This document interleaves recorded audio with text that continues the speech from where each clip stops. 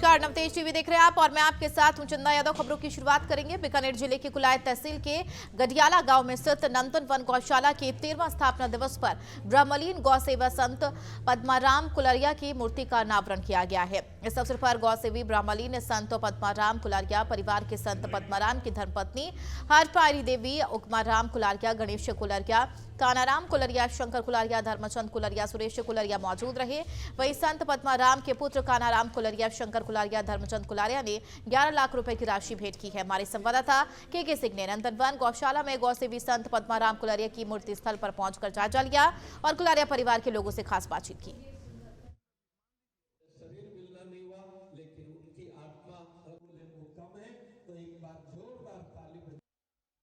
देश के प्रमुख गौ सेवी संत ब्रह्मलीन पद्माराम कुलरिया जी है गडियाला की यहाँ पर नंदन वन गौशाला में मूर्ति का अनावरण किया गया है। शानदार ये मूर्ति है। हमारे साथ उनके सुपुत्र हैं शंकर कुलरिया जी, बात करेंगे। सर क्या कहेंगे? सर, आज हमारे परिवार के लिए बहुत ही गर्व की बात है कि संत जी की ये दूसरी मूर्ति यहाँ पे अनावरण होने जा रही है। पहली मूर्ति जोधपुर के पास बावड़ी एक गांव है जहाँ पे पिताजी का एक मॉडल गौशाला बनी, वहाँ पे पहली मूर्ति लगी थी आज से 1 साल पहले। और आज ये मूर्ति कोलायत रोड के ऊपर गडियाला गांव है जहाँ पे पिताजी की हमेशा मतलब मन की भावना होती थी कि हर साल यहाँ पे आके और इस गौशाला को सेवा देने के लिए, जहाँ पे दूसरी मूर्ति का अनावरण हो रहा है।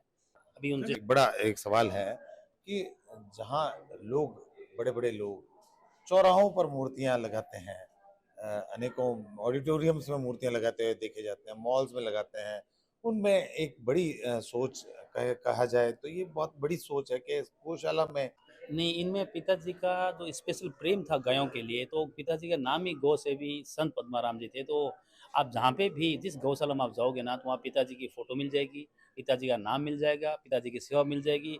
तो पिताजी गायों के शेडो हैं, जहाँ गाय का नाम आएगा वहाँ पिताजी का नाम आता है। तो जो गौशाला के अंदर जाओगे तो वहाँ पिताजी का नाम मिलता है। उसका कारण ये है क्योंकि पिताजी को गायें बहुत प्रेम थी। गिनो या पूंजी गिनो, पूरी गायों के समर्पित करके फिर देवलोक गमन हुए थे वो। उसका 11 फरवरी को तो होगा सत्संग और 12 फरवरी का इसका उद्घाटन होगा। तो सभी गणमान्य महापुरुष संत पधारेंगे, उनमें आप सभी पधारना। उनके साथ में रहो ना, तो गायों का गौशाला, गायों के बीच में उनको रहना बहुत पसंद है। और आज इन मूर्ति के साथ में वो गौशाला में ही बस जा रहे हैं। यहाँ पे बावड़ी गौशाला में गायों के बीच में इनको इतना प्रेम मिलता है। अभी उनके साथ में महाराज जी का इतना प्रेम है तो हमें इतना अच्छा लग रहा है उनको देख के। आज यहाँ पे इनकी मूर्ति के साथ में हमको पूरी सारी यादें हमारे पास वापस आ रही है। इस काम भाव से गायों को, गौ माता को एक अनुराग से प्रेम किया। साथ हैं यहाँ के महाराज जी, बात करते हैं। बताएं सर। जब से गौशाला शुरू हुई है, पूज्य संत ब्रह्मलीन गौसेवी पद्माराम जी कुलरिया के छत्र छाया में आज तक चलते रहे हैं। और जिस द्वार के अंदर खड़े हैं, ये मुख्य द्वार भी उन्हीं के बनवाया हुआ है जिनमें मूर्ति लगी हुई है।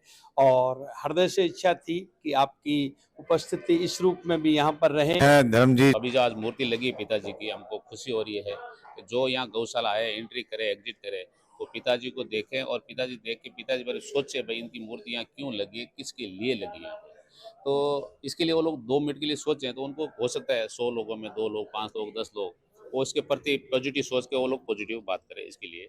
और महाराज जी की जो गौशाला है वो गौशाला प्योरली डैमेज गायों की गौशाला है। यहाँ पे एक भी तंदुरुस्त गाय नहीं है, कोई एक्सीडेंट है, कोई कैंसर वाली है, कोई टूटी हुई है, कोई अंधी है, सारी वैसे। और उसकी जो प्रोग्राम भी हो रहा है वो 11 फेब को और 12 फेब को प्रोग्राम हो रहा है। हम मीडिया के माध्यम से सबसे निवेदन करते हैं कि प्लीज़ आएँ और पधारें और उस म्यूजियम का, उसका डिजिटल लाइब्रेरी का और उस मूर्ति का और उस जगह का प्राण देखें, उसको वो किस टाइप की बनी है, कैसी बनी है, उससे क्या प्रेरणा ले उनके ऊपर, लोगों ऊपर। और आए हम तो बहुत रिक्वेस्ट में पता है। देखिए शानदार तरह की यहाँ पर जो संत जी की बहुत ही शानदार मूर्ति है और जो कि नंदन वन यानी इस गौशाला में, जो गडियाला की गौशाला है कोलायत से पास में, वहाँ पर लगी है। एक तरह से लोगों के लिए प्रेरणा स्रोत है। के सिंह।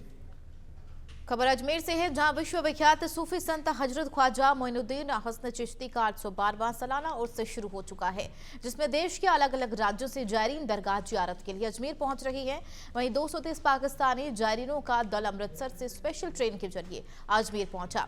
सभी पाकिस्तानी यात्रियों को कड़ी सुरक्षा व्यवस्था के बीच जिला प्रशासन द्वारा लगाई गई बसों में बिठाकर सेंट्रल गर्ल्स स्कूल पहुंचाया गया। इसके साथ पाक दूतावास के करीब 2 अधिकारी और कर्मचारी शामिल रहे।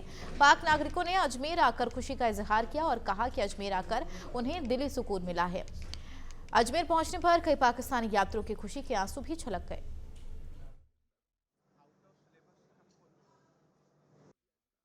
अभी जो पाक जायरीन हैं वो आए हैं, इनको हम यहाँ से बसों के अंदर जो सेंट्रल गर्ल्स स्कूल है वो पुलिस सुरक्षा के अंदर सेंट्रल गर्ल्स स्कूल है वहाँ लेके जा रहे हैं। इसके बाद में इनकी ब्रीफिंग की जाएगी और जो जाब्ता डिप्लॉय किया गया है उनकी ड्यूटी के बारे में उनको बताया जाएगा। इनकी जो पाक जायरीन हैं ये दरगाह जियारत करेंगे और उसके लिए हमारे सुरक्षा के पुख्ता बंदोबस्त है। अलवर में विजय मंदिर थाना क्षेत्र में मंदिर में साधु की मौत का मामला सामने आया है, जिसकी सूचना पर पुलिस मौके पर पहुंची और हालातों का जायजा लिया। थाना प्रभारी ने बताया कि मंदिर के पुजारी कमरे में कई दिन से बंद हैं, जिसकी सूचना मौके पर पहुंची पुलिस ने कमरे का दरवाजा तोड़कर देखा तो पुजारी की मौत हो चुकी थी। सूचना ये मिली थी कि प्रेमनाथ जी की बगीचे में एक कमरा बंद है, उसमें कोई महात्मा जी बंद है, कमरा नहीं खोल रहे हैं। इस सूचना पे आए, अंदर से कुंडी बंद है। मैं यहाँ राम कुमार दास जी रहते हैं, राम क्या नाम, राम कुमार दास जी। अंदर से कुंडी बंद है और प्रथम दृष्टया कोई बीमारी से उनकी मौत हुई। अंदर से कुंडी बंद है। आगे जो इनके साधु सन्यासी जो भी इनके साथी हैं जो भी आगे प्रक्रिया जारी करेंगे वैसे। अभी अयोध्या धाम के इनके आ रहे हैं। अभी जो मौजूद लोगों ने मना कर दिया, कोई डाउट है नहीं, डाउट है भी नहीं। कुंडी अंदर से बंद है और प्रथम दृष्टया मौत का कारण बीमारी से है। राम मंदिर के भव्य प्राण प्रतिष्ठा को लेकर निमंत्रण का दौर जारी है। इस सिलसिले में मेरता क्षेत्र के अंतर्राष्ट्रीय स्तर के राम स्नेही संप्रदाय के पीठी माने जाने वाले रेनपीठ के पीठाधीश्वर सज्जन राम महाराज को निमंत्रण मिला है, जहां राम धाम देवाल में कार्यकर्ताओं का मान सम्मान किया गया और विधि विधान से पूजा अर्चना के बाद ससम्मान महाराजा श्री को निमंत्रण दिया गया। इस मौके पर मेरता सहित रेन क्षेत्र के राम भक्तों में खुशी की लहर देखने को मिल रही है। रेन अंतर्राष्ट्रीय स्तर के राम स्नेही संप्रदाय की मानी जाती है और राम स्नेही संप्रदाय के प्रधान पीठ में रेन का नाम सर्वोच्च माना जाता है। इस मौके पर सभी राम स्नेही भक्तों में अयोध्या जाने की उत्सुकता नजर आ रही है।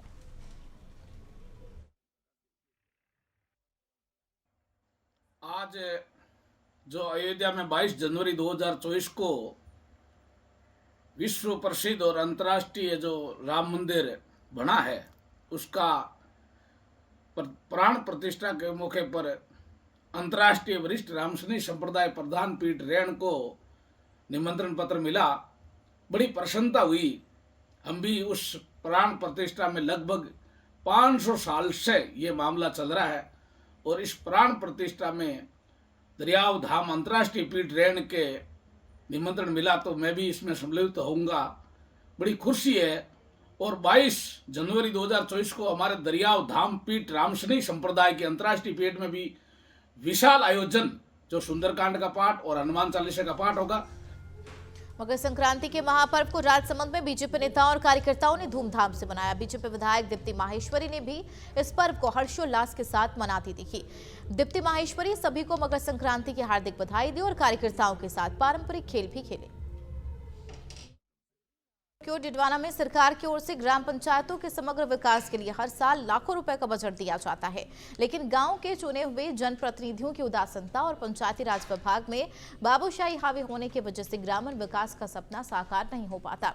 हालात यह है कि गांव के लोग पानी, बिजली, सड़क, चिकित्सा, शिक्षा और सफाई जैसी मूलभूत सुविधाओं से भी वंचित रह जाते हैं।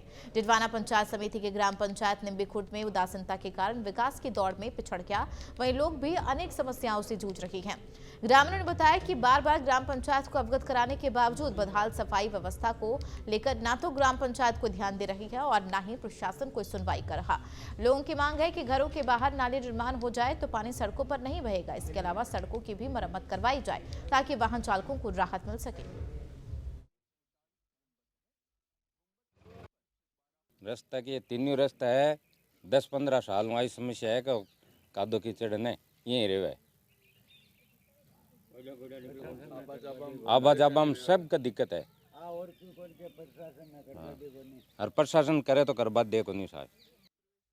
यहाँ पर बावरियों के मोहल्ले में गंदे पानी के निर्माण के लिए ग्राम पंचायत द्वारा रिचार्ज ट्यूबवेल खोदी गई है और ये एक साइड में नालियों भी बताई गई है। दूसरी साइड में सीताराम बावरी ने मना कर दिया ये मेरी ज़मीन है, इसलिए नाली का निर्माण का कार्य नहीं हो रहा है।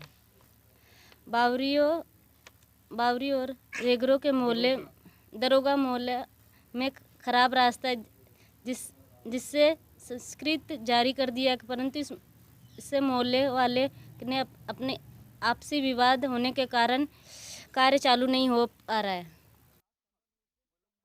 एक ऐसा है, सड़क यदि पंचायत के द्वारा की हुई है और वो टूट गई है गारंटी पीरियड के तहत, तो उसको चेक करवाएंगे और यदि समय के तहत ही कसरती कर चुकी है तो उसकी जांच करवा करके उस पर कार्रवाई की जाएगी।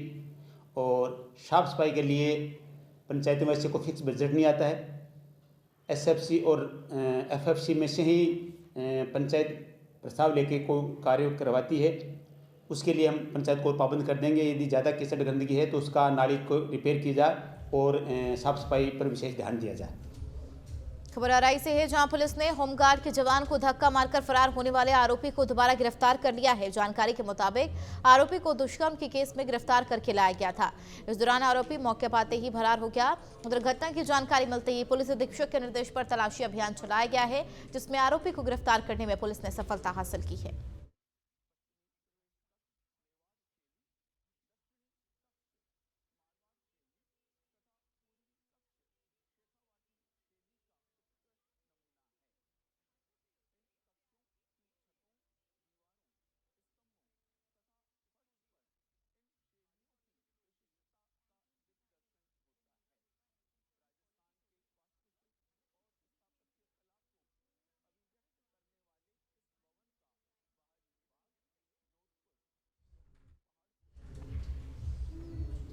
अजमेर जिले के मार्बल सिटी किशनगढ़ में बदमाशों में पुलिस प्रशासन का कोई खौफ नहीं है। यहां शहर के मुख्य बाजार में बेखौफ बदमाशों ने दिन दहाड़े एक दुकान में घुसकर जमकर तोड़फोड़ की और मौके से फरार हो गए। हालांकि दुकान में लगे सीसीटीवी कैमरे में पूरी घटना कैद हो गई। वीडियो में देखा जा सकता है कि कैसे बदमाश दुकान में घुसे और तोड़फोड़ मचाने के बाद वहां से भाग गए। घटना के बाद से ही किशनगढ़ के मुख्य बाजार के व्यापारियों में खासा रोष है। फिलहाल मदनगंज थाना पुलिस पूरे मामले की जांच में जुटी है। रात को हमारी गाड़ी आ रही थी आगे से, तो इन्होंने पीछे से भिड़ा दी हल्की फुल्की। तो फिर रात को वो गाली गलौज कर रहे थे, मारने आ रहे थे, तो पीछे जैसे मारने आए तो हाथापाई हो गई हमारी। कितने लोग बाग थे ये?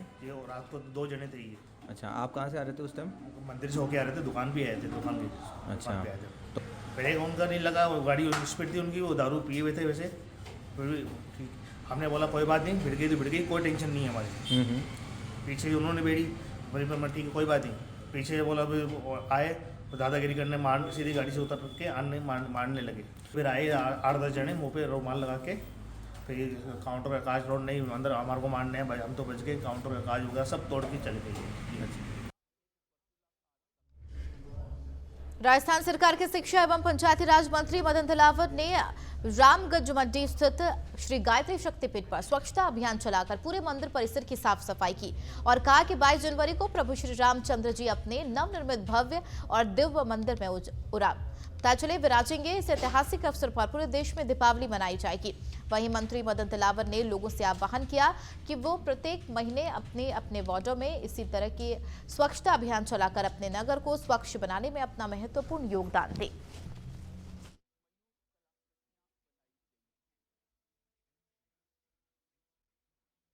देश के प्रधानमंत्री श्रीमान नरेंद्र जी मोदी ने सारे देशवासियों से आग्रह किया है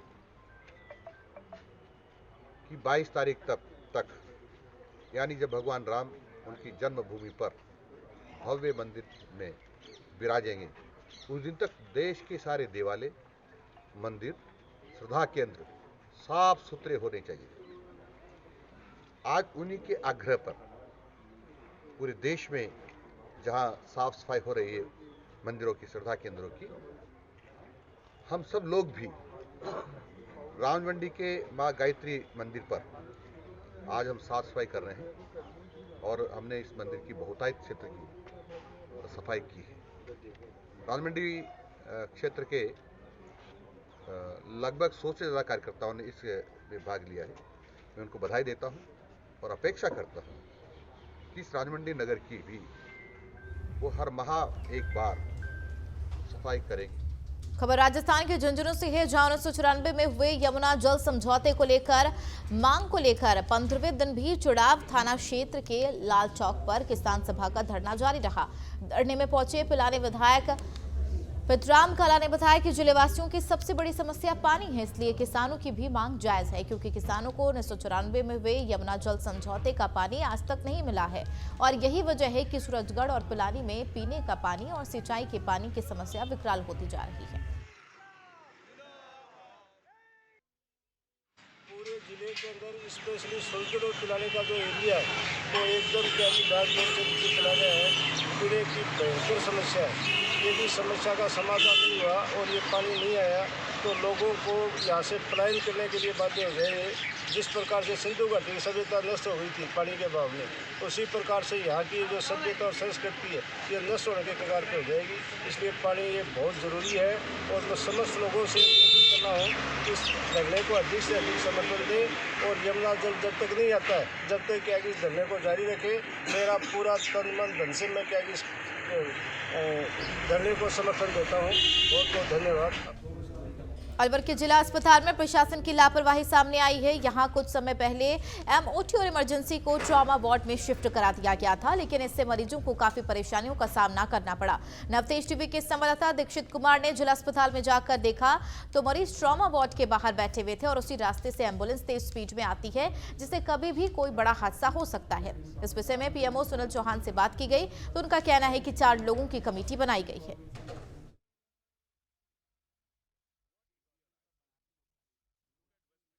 तो जिला अस्पताल में प्रशासन की लापरवाही देखने को मिली है। एमओटी और इमरजेंसी ट्रॉमा वार्ड में शिफ्ट किया गया, जिससे मरीजों को खासा परेशानियों का सामना करना पड़ रहा है।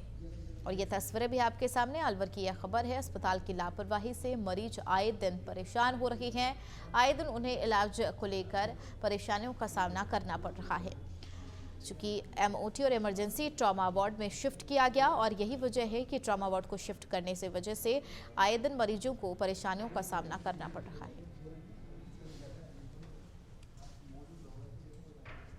राजस्थान में बीजेपी की भजनलाल सरकार ने इंदिरा रसोई योजना का नाम बदलकर अन्नपूर्णा रसोई रख दिया है और इसके पीछे अंत्योदय के सपने को बताया। लेकिन एक तरफ सरकार ने सिर्फ नाम बदला, लेकिन नजारा जस के तस है। अन्नपूर्णा रसोई की हालत पर देखिए हमारी यह खास रिपोर्ट।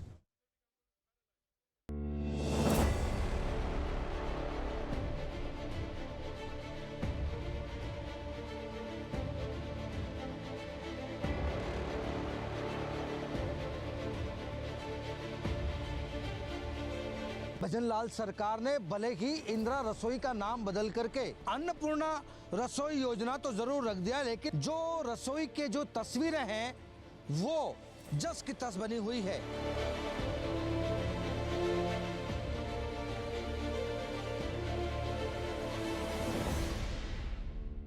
कहते हैं खुदा की रहमत सब पर बरसे, दो वक्त की रोटी के लिए कोई ना तरसे। जी हाँ, गरीबों को कम दाम पर पेट भर खाना खिलाने के उद्देश्य से राजस्थान में 1 दशक पहले यानी वसुंधरा सरकार के समय अन्नपूर्णा रसोई नाम से योजना शुरू की गई थी। इस योजना में 5 रुपए में नाश्ता और 8 रुपए में लंच की सुविधा दी गई। शुरुआत में गाड़ियों पर रसोई चलाई जाती थी, लेकिन साल 2019 में जब कांग्रेस की गहलोत सरकार आई तो उन्होंने इसका नाम बदलकर पूर्व प्रधानमंत्री इंदिरा गांधी के नाम पर रख दिया और गाड़ियों पर चल रही रसोई को स्थायी रसोई में बदल दिया। पहले क्या नाम था इसका? इंदिरा रसोई, और अब श्री अन्नपूर्णा रसोई योजना। पहले में और अभी में क्या फर्क लगा? अभी चपाती बढ़ा दी और चावल दोनों टाइम का। पहले नहीं था। हाँ, पहले चावल एक टाइम था, अब दोनों टाइम चावल देते हैं। चावल नहीं लेते हो 6 चपाती देते हैं और चावल लेते हो 5 चपाती, पहले 4 चपाती देते हैं। सर हम पिछले 3-3.5 साल से फुल मैंने और मेरी जो ट्रस्ट है, हमारे ट्रस्ट के संस्थानों ने पूरा प्रयास कर लिया साहब, पूरा प्रयास करने के बाद में भी ये बाहर शिफ्टिंग में दिक्कत आ रही है हमारे। हमने बहुत सारा प्रयास कर रहा है इसके लिए। अब बम्पर जीत के बाद सत्ता में आई भजनलाल सरकार ने फिर से इसका नाम बदलकर अन्नपूर्णा रसोई कर दिया है। अन्नपूर्णा यानी कि सबको भोजन कराने वाली रसोई। लेकिन जनाब, यहाँ गौर करने वाली बात है कि रसोई का नाम सिर्फ कागजों में बदल गया, घोषणाओं और ऐलानों में बदल गया, लेकिन धरातल पर स्थिति जस की तस है। या इंदिरा रसोई की होर्डिंग्स अभी भी नजर आ रही है। वर्तमान की बीजेपी सरकार यानी कि वर्तमान की भजनलाल सरकार ने भले ही इंदिरा रसोई का नाम बदल करके अन्नपूर्णा रसोई योजना तो जरूर रख दिया, लेकिन वर्तमान में जो रसोई के जो तस्वीरें हैं वो जस की तस बनी हुई है। यानी कि जब नवतेज टीवी ने इसकी पड़ताल की तो आज भी कुछ रसोई पर, या यूं कहें कि अधिकतर रसोइयों पर इंदिरा रसोई नाम का ही चलन चलता हुआ नजर आ रहा है। वहीं रसोई में प्रतिदिन भोजन करने वाले लोगों का कहना है कि गहलोत सरकार के समय योजना के अंतर्गत 5 रोटी मिलती थी, अब 6 रोटी मिल रही है। क्या नाम है आपका? सत्यनारायण। कितने साल हो गए अन्नपूर्णा रसोई में खाना खाते खाते? 1 साल हो गया। 1 साल हो गया। तो खाने में क्या फर्क है? खाना तो वही है, वही खाना है पहले वाला। खाने में कोई वो नहीं है। पहले एक रोटी ज्यादा बड़ी है, पहले 5 देते थे, 6 देते। ये फायदा हो गया।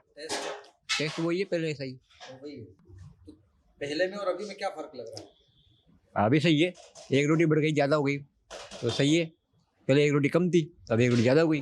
कांग्रेस का कहना है कि नई सरकार योजनाओं के बस नाम बदलना जानती है। बीजेपी महज कांग्रेस की योजनाओं के सहारे अपना काम कर रही है। लेकिन सरकार में जो काम अब तक हुआ है, हालांकि अभी सरकार नई बनी है और पहला काम उन्होंने किया, नौकरियां कम करने का काम किया, योजनाओं के नाम बदलने का काम किया।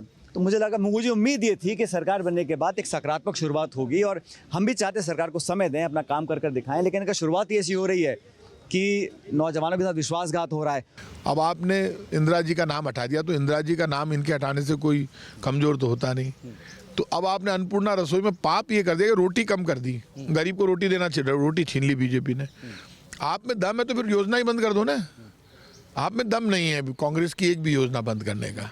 400 लोगों को रोटी मिलती थी सुबह, 400 शाम को, अब उन्होंने 200 कर दिया संख्या।